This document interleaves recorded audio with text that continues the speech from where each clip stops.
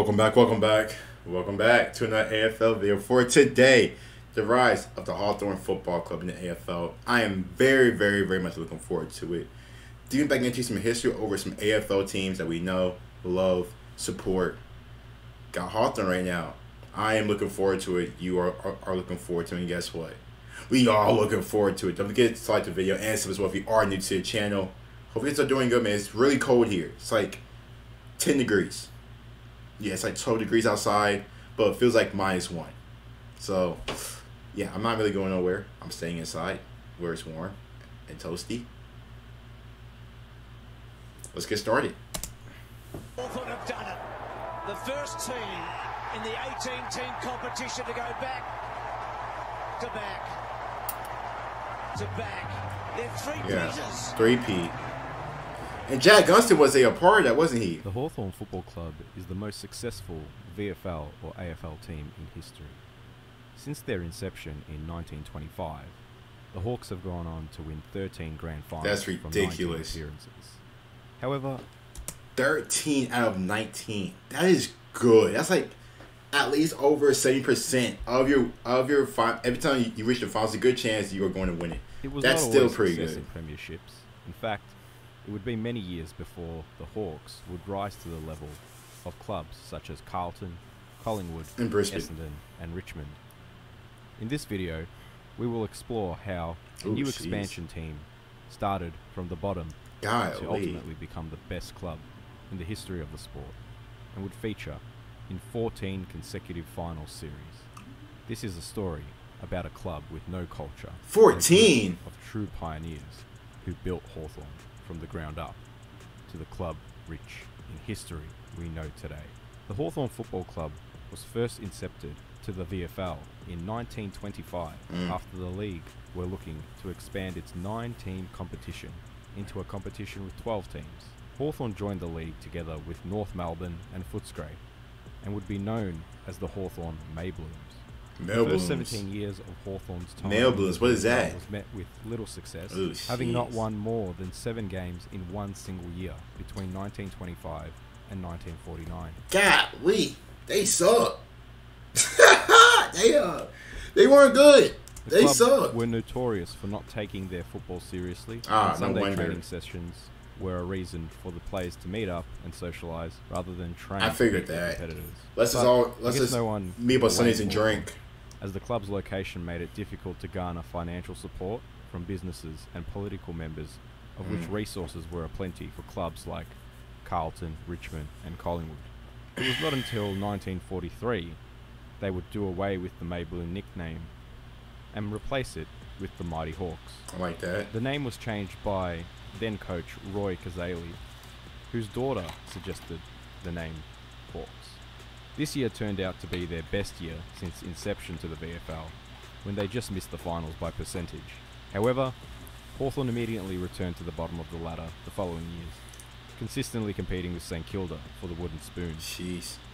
Between 1944 and Wait, the Wooden Spoon is that the worst team, right, in the league, if I'm correct? Imagine, if that's true, hold up. Hawthorn immediately returned to the bottom of the ladder the following years, consistently competing with St Kilda for the Wooden Spoon. So, you get a trophy for having the worst record in the league? I mean, if that's what the Wooden Spoon is, then that's funny. That's also embarrassing at the same time. I mean, I don't think that's as an award. I don't think anybody wants to win. Between 1944 and 1953, the club finished last or second last in every year but one. Jesus Christ. In 1950, the Hawks would go 0-18, their worst season since 1928, where they also lost every game. It seemed like at this point the Hawks were just making up the numbers, and 12th was always going to be as good as they could get. Ooh. There was no heart in the Hawthorn Football Club, no winning culture, They didn't and care. certainly a premiership was nowhere in sight. However, 1950 was not all bad, as a tall lanky ruckman by the name of John Kennedy would win the club's best and fairest, the first of 3 in a row he would win between 1950 and 1952. Kennedy would play a pivotal role in the Hawthorn story, but we will get to that later in the video. The beginning of 1953 marked the start of big changes at the Hawks. The club brought in Jack Hale, who was assistant coach at the time, and promoted him to senior coach. Hale had played in Carlton's 1938 premiership, but had his career cut short due to a broken leg. Ooh, Nonetheless, that sucks. Hale would be the first piece to the Hawthorn success puzzle. Hale despised the casual football culture at the club during its first 30 years in the VFL, and made the club less accepting of defeat than before. That still does suck. Like, it took him like 30 years for him to like really figure stuff out. Like, it took him 30 years for him to like, okay, what we got now isn't working. Let's go ahead and get this guy. Let's bring him in. I mean, it takes you 30 years to figure that out. He is quoted saying, "By being cruel, crude, and brutal, I bullied the players into getting self-esteem and respect for their colours." You got to. They weren't going too good, actually. They were dreadful. Simply because they weren't a professional club in any way, shape or form. They were a tremendous type of person they had here. They didn't want to be league footballers. They were only carrying out having a good time. That's about the strength of what was. Why was Well, that? that was the strength of Hawthorn, actually, having a good time at that time. Although Hawthorn finished last in 1953, Jeez. they would grow to see improvement. The Hawks made the finals for the first time in 1957, beating Carlton in the semi-final, but falling short to the eventual premiers, Melbourne, in the preliminary final. Despite the loss, Hawthorn had a taste of final success, and would soon get more of the spoils in years to come. Hale brought in something the Hawks needed, and that was a winner's mentality, and a drive to become better in all aspects of football. The Hawks now had a purpose, a drive, a motivation, and it would be John Kennedy who would be passed the torch from Hale to take Hawthorn to greater heights. John Kennedy came into the club in 1950, winning the best and fairest in his first year. Alright. A year where the Hawks would lose every single game. After a decade-long career, Kennedy Sr. was appointed coach of the Hawks in 1960.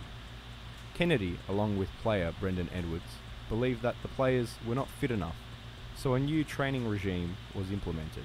Kennedy adopted the use of Spartan training regimes. His men would often run for 20 kilometres. They'd be hauling sandbags, stumbling through creeks, crawling through pipes, and spewing their guts out. Kennedy would join in the training and outplay most of the players. One of his men, David Parkin, would describe the football under Kennedy as not particularly sophisticated. David Parkin once described the Hawthorn teams of that era as, "We'd just kick the ball as far as we could, start a brawl, win the ball, kick the ball as far as we could again, start another brawl, and then kick it to Peter Hudson." They were known as Kennedy's Commandos. They played grim, unrelenting, and totally team football, but they were no... Golly, so Kenny has these guys freaking getting ready for the Air Force, huh? For the Army, for the military. I thought we was playing the AFL. They going through the creeks, crawling through pipes, hurling sandbags. I mean, my God. Jeez. no longer the laughingstock of the league. They won their first premiership in 1961. That's what's up, though. Kennedy ended up coaching Three Flags. He was just the leader they needed.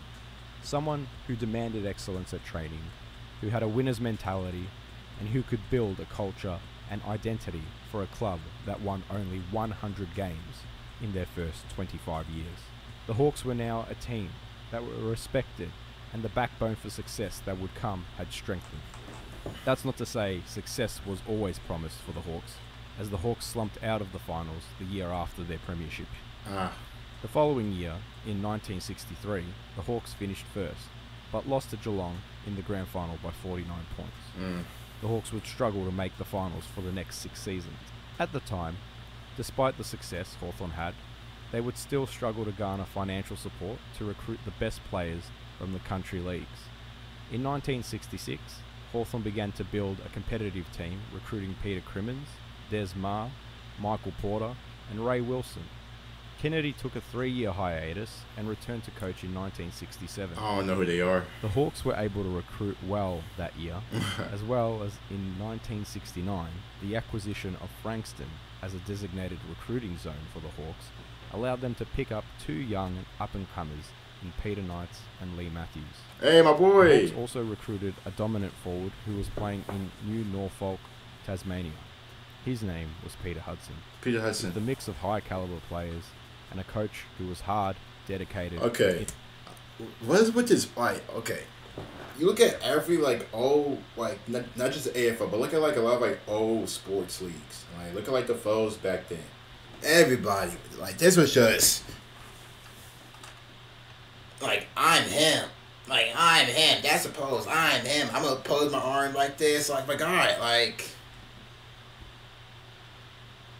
like, jeez. Innovative for the time. The Hawks picked up momentum in the 70s, coming in first in 1971 and beating St Kilda in the grand final. They would then feature deep in September in 1974, losing the preliminary final to North Melbourne by 4 points. Losing the grand final to North in 1975 and winning Don't the drop grand the final trophy, in my guy. 1976, Broke it. beating North Melbourne by 30 points. Wait, whoa. Is this the same? Is this all one team? Why did I think that was Hawthorn? That was the North Melbourne players. Why are they all? Am I confused? 1976 was Kennedy's final season at the Hawks, and the following year, David Parkin took over. Kennedy's been that for a position. minute though. Parkin held the same tough, no-nonsense approach as his coach and mentor Kennedy did. And after playing 211 games under Kennedy, Parkin was the perfect successor to the Hawthorn coaching helm. He would go on to lead Hawthorn to win in 1978 against North Melbourne in the grand final. However, the following 2 seasons, the Hawks won 20 games and failed to make finals each of those seasons. Jeez. The years were plagued with injury, and 188 matches were missed collectively by the senior list of 44 players. However, at that time, the Hawthorn committee was seeking change, and Parkin had caught an inkling that his position was at risk. Ooh. So at the end of 1980, he resigned that year. Lee Matthews became the new captain, and Alan Jeans was made coach after names such as Peter Hudson, Kevin Sheedy, and even Lee Matthews were considered for the coaching role. It was John Kennedy, along with President Ron Cook, who persuaded the committee to go with Alan Jeans, and Jeans was the man to skyrocket the Hawks into immortality. That's interesting.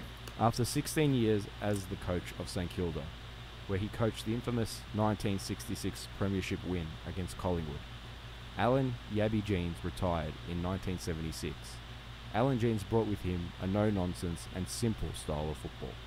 It wasn't as much the game plan that made his team great, but his ability to communicate with his players and get them all to buy in. Golly, my guy. Jeez.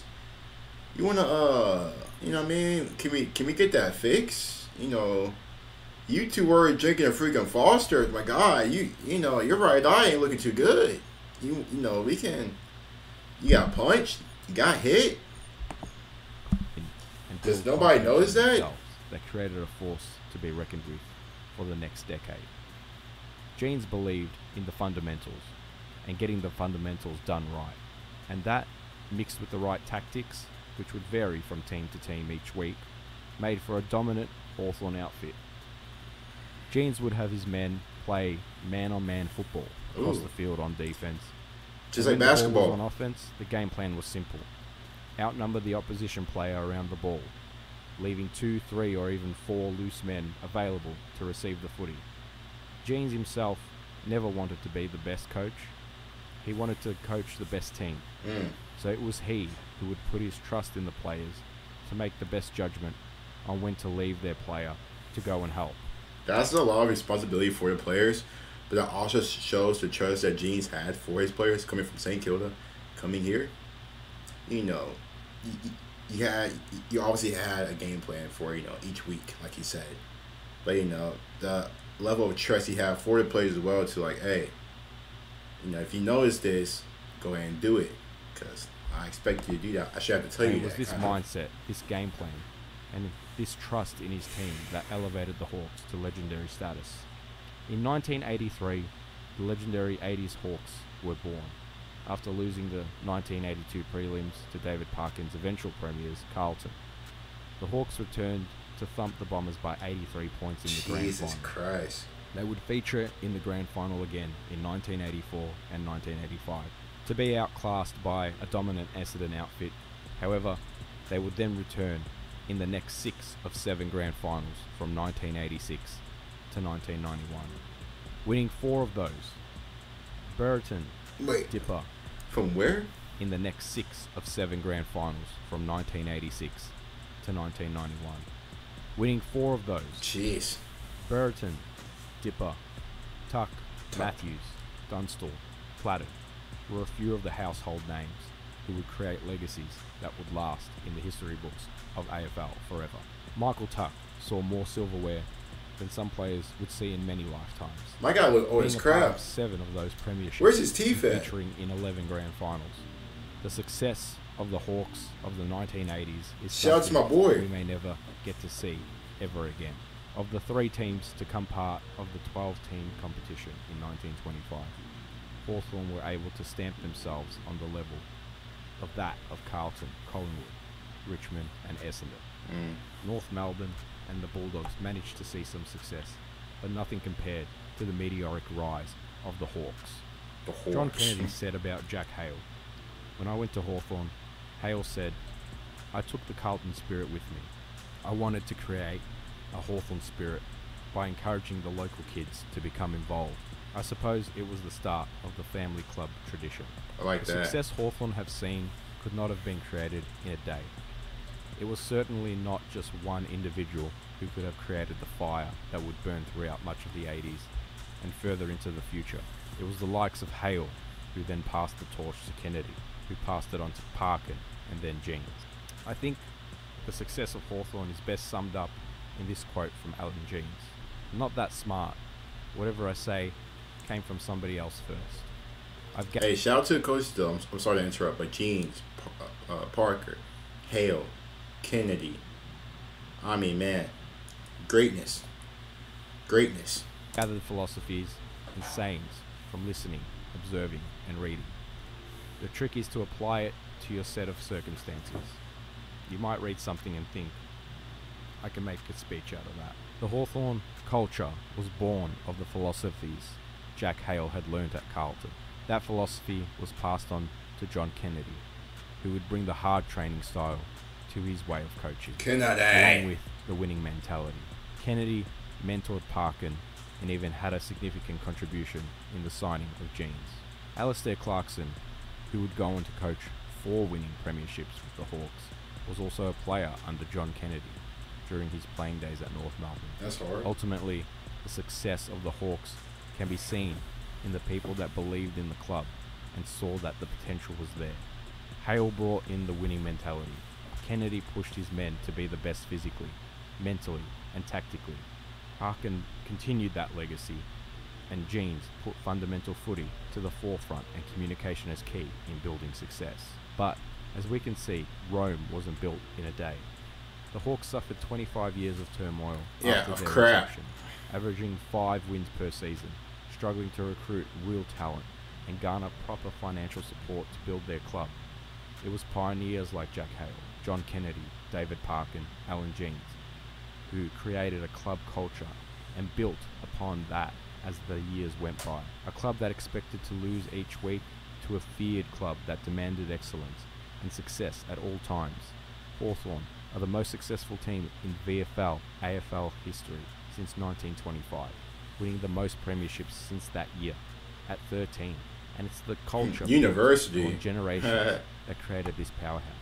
This culture was later echoed in the success of 2008 and later 2013 to 2015. That was greatness. Absolute greatness.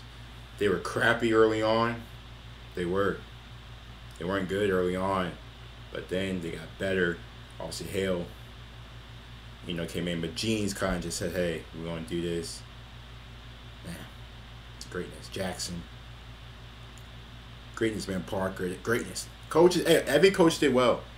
Every coach did well. Did what they needed to do. Man. Absolutely amazing. Hope you guys did enjoy the video. Don't forget to like the video and sub as well. Don't forget to like and sub. See you guys later, man. Peace.